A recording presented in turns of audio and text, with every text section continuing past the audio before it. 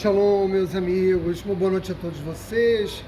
Essas imagens que vocês puderam assistir fazem parte de uma grande exposição que está acontecendo aqui na Prefeitura de Jerusalém, parte de um trabalho que envolveu fotografar centenas de sobreviventes do Holocausto, a maioria deles vivendo aqui em Israel, outros espalhados pelo mundo, como o Brasil. E a Prefeitura, então, tomou a iniciativa de fazer essa exposição, que é uma das milhares de homenagens que têm sido prestadas ao longo, de todos esses anos que nos separam do final da Segunda Guerra Mundial. Alguns desses sobreviventes, infelizmente, já não vivem mais, como é o caso do Reb de Kalev. A história do Reb de Kalev é uma história muito singular. É claro que todo sobrevivente do Holocausto renasceu das cinzas. A sua força de refazer a sua família, de dar continuidade à sua vida, de se reinventar e de fazer com que o judaísmo dentro de si seguisse vivo é incrível, é extraordinária. Mas a história do Reb de Kalev, a quem eu quero dedicar esse shiur de Torá, pela elevação de sua alma, é incrível, porque ele era polaco, de origem polaca como eu, e ele sobreviveu ao gueto de Varsóvia, depois ele sobreviveu a Auschwitz, e lá ele foi objeto das experiências médicas de Yosef Mengele, que sua memória seja apagada. E em decorrência dessas experiências, ele perdeu a possibilidade de ser pai, ele não teve filhos. Em 1962, ele vem para Israel, ele migra para Israel e cria uma Yeshiva de Kalev. E ele funda uma dinastia racídica. Eu tive a oportunidade, nesses anos que vivo aqui em Jerusalém, de vê-lo uma única vez, antes de seu falecimento, em 28 de abril de 2019, e ele deixa esse legado e essa experiência gigantesca. Claro que cada imagem retrata um judeu, um sobrevivente do Holocausto, mas eu quero, na imagem dele, na figura dele, reunir todo o mérito que existe na luta desses que não pereceram e que sobreviveram, apesar de todo o horror que envolveu o Holocausto. E esse momento é mais importante do que nunca levantar essa bandeira em razão do recrudescimento antissemita no mundo. Mas a razão que me traz hoje aqui, os corredores da Prefeitura, de Jerusalém, não é falar sobre o Holocausto, embora nós devamos falar sobre ele todos os dias das nossas vidas.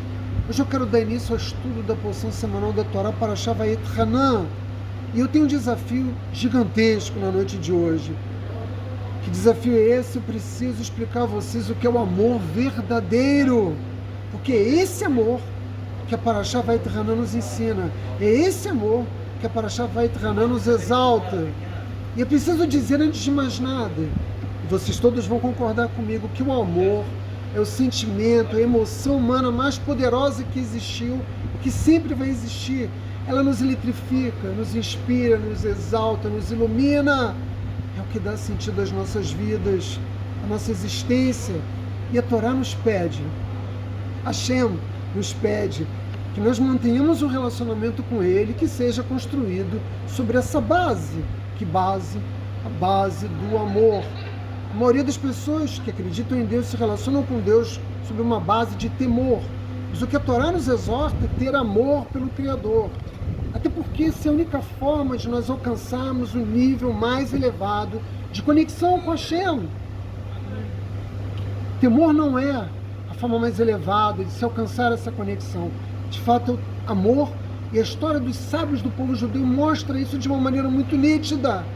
Na porção da Torá desta semana, nós lemos a oração mais conhecida do judaísmo, Shema. É uma oração que nós fazemos todos os dias 2 vezes, uma vez pela manhã e uma vez à noite. E ela começa com essa declaração inequívoca de nossa fé no Criador dos mundos, no Ribono Shel Olam, mestre do universo.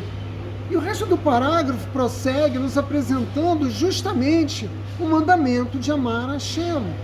E finalmente conclui com o estabelecimento de 2 mandamentos divinos, de 2 preceitos que são muito familiares a nós judeus e também aquelas pessoas que estão próximas do judaísmo. Que mandamentos são esses? A colocação do tefilim, que é feita diariamente, exceto no Shabat, nos Hagim, nas festas do Yom Tov do calendário judaico. e a colocação nos umbrais das nossas portas, das mezuzot.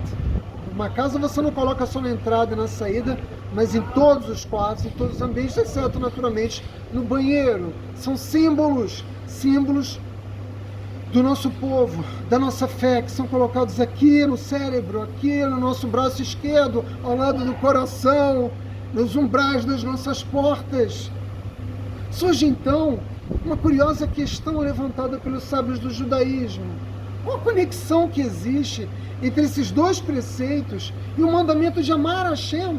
Porque, a princípio, um olhar que não seja rigoroso da Torá poderia considerar que esses dois preceitos estão muito mais adequadamente categorizados como uma forma de obediência, portanto, de temor por Hashem, do que propriamente amor. Mas os sábios do judaísmo vêm e esclarecem essa questão e dizem que a resposta a essa falsa contradição está no fato de que nós temos uma compreensão equivocada da ideia de amor, enquanto que, na verdade, essa conexão, essa compreensão deve derivar da profunda natureza essencial do amor verdadeiro.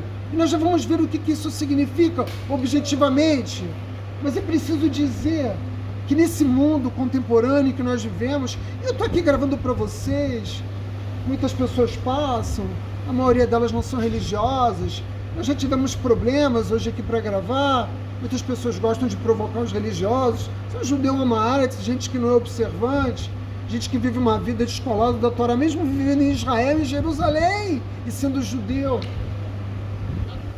Esse mundo contemporâneo que nós vivemos, existe nele uma percepção do amor que não passa de um estado de espírito emocional. Nós amamos os outros como nós amaríamos uma pintura de Van Gogh, uma escultura de Rodin, uma bela foto.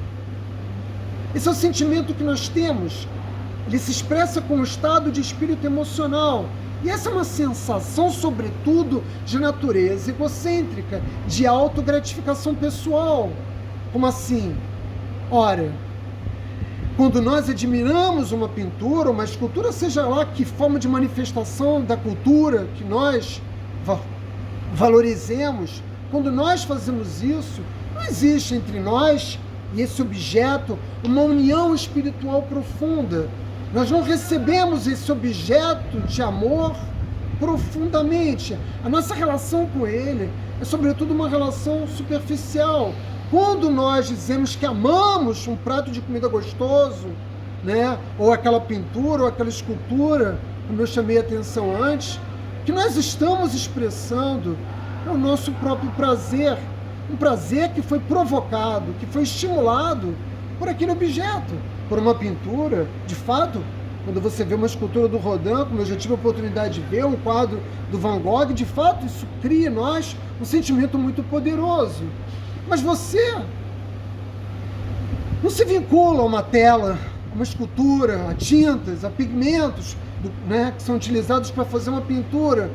Você, portanto, não tem na pintura, na tela, aquilo que você ama. Na verdade, nós amamos a nós mesmos. Nós amamos a nós mesmos. E esse mecanismo, você poderia ir pensando aqui, mas nós não podemos comparar o amor humano com a manifestação de prazer advinda de uma escultura ou de uma pintura, mas infelizmente não é assim. Infelizmente, mesmo o mecanismo que existe no mundo contemporâneo para nós nos relacionarmos com a beleza, né, dessas manifestações artísticas, servem para caracterizar a forma como nós exercitamos o nosso amor. Aquilo que nós chamamos de amor não passa de atração. Nós conhecemos muito bem esse sentimento. Não passa de autogratificação.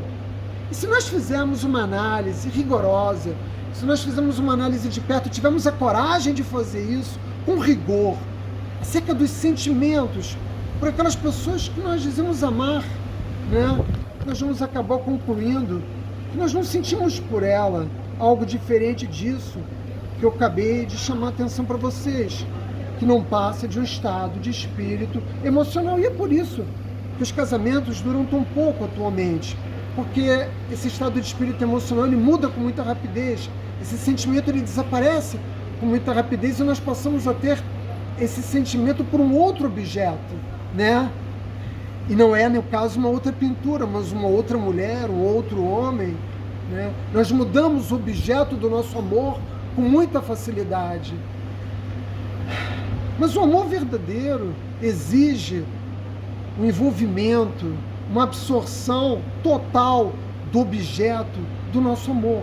Você vai dizer, mas isso é possível, Átila? É possível nós absorvermos completamente o objeto do nosso amor, trazermos para nós essa experiência transcendental? Claro que é possível. A Torá quer exatamente que nós amemos Hashem dessa forma, em um espírito de amor verdadeiro, um apego verdadeiro, que deve ser completo, que deve ser constante. Você vai dizer, mas como assim completo e constante? Apenas da hora que você acorda, a hora que você vai dormir, você tem que sentir amor por Deus só nesse intervalo. Da hora que você acorda, a hora que você vai dormir, em todas as situações, em todas as circunstâncias na sua casa. Se você estiver em trânsito, num trajeto, numa viagem, você deve amar a Hashem em todos os lugares, em quaisquer circunstâncias. O amor verdadeiro de que nos fala a Torá é conexão total.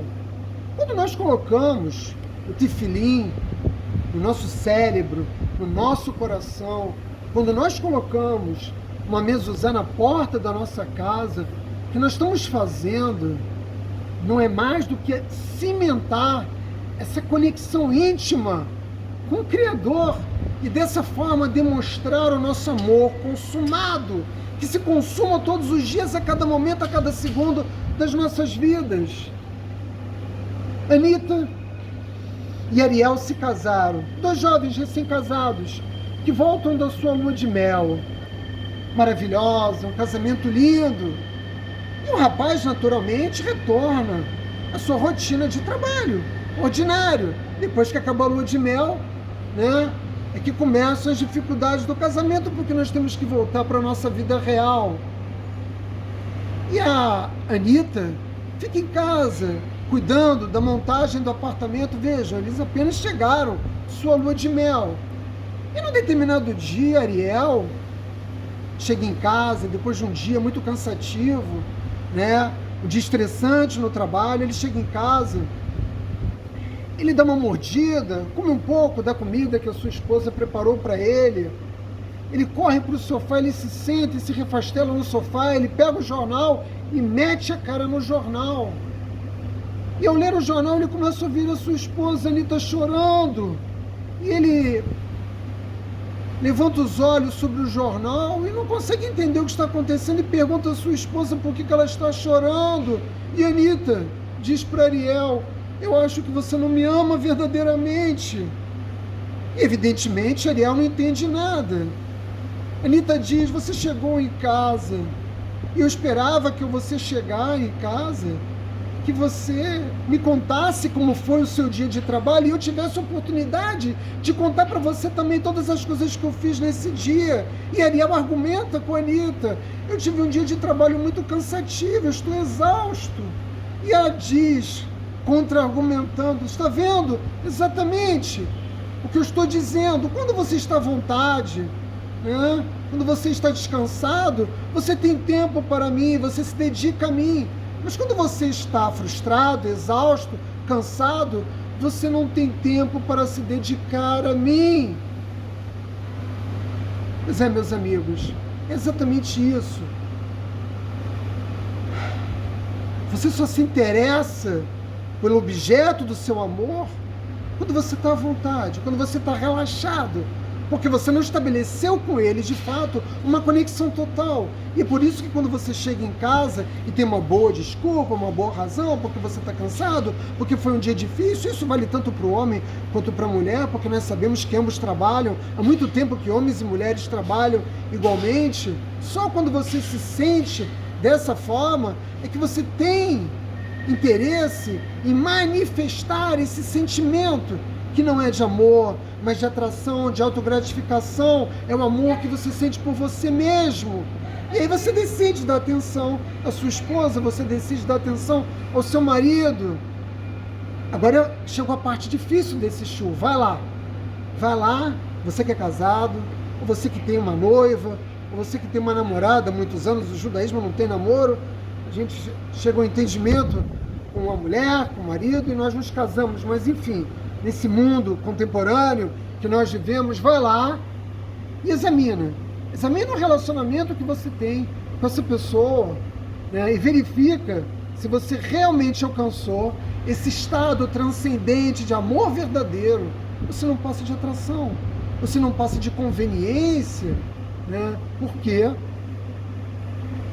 é muito difícil fazer isso, porque isso é algo que pode nos levar a chegar a conclusões muito difíceis para nós. O judaísmo nos dá uma dica. Dica do que, Átila? De como determinar o amor verdadeiro. O amor verdadeiro se assemelha muito ao amor que um pai tem por um filho.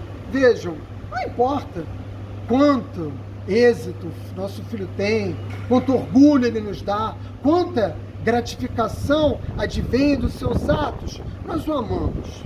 Nós o amamos mesmo que ele seja um assassino, mesmo que ele seja um criminoso. O amor de um pai e de uma mãe por um filho não encontra barreiras, não tem fronteiras, não tem limites. Porque a conexão que nos une a um filho é uma conexão total. Nós absorvemos o objeto total desse amor dentro dos nossos corações. Esse é o sinal. O judaísmo dá a dica. E é isso que nós temos que sentir por Hashem. Você vai dizer, o cara é louco? Não, eu não sou louco. É o que a Torá nos exorta. É isso que nós temos que sentir por Hashem. São esses sentimentos, né? Evidentemente não é algo que se alcance da noite para o dia e não deve ser feito mecânica e rotineiramente, mas algo que deve brotar dos nossos corações. Meus amigos, a sabedoria da Torá nos ensina que nós temos o poder de controlar os nossos sentimentos. Nós não somos comandados por muitos e muitas coisas, mas os nossos sentimentos não. Nós temos controle sobre ele. Portanto, nós podemos nos elevar acima daqueles que são os nossos impulsos egocêntricos. Nós somos capazes de fazer isso. Não importa se você é rico, se você é pobre, se você é homem ou mulher, baixo, magro, gordo. Não importa onde você vive, onde tem nascido, a sua família. Nós temos controle sobre os nossos sentimentos e nós podemos nos elevar a esses impulsos egocêntricos. Nós podemos enriquecer e imensamente iluminar as nossas vidas, se nós compreendemos essa lição da Torá acerca do que é o amor verdadeiro, meus amigos. Pai,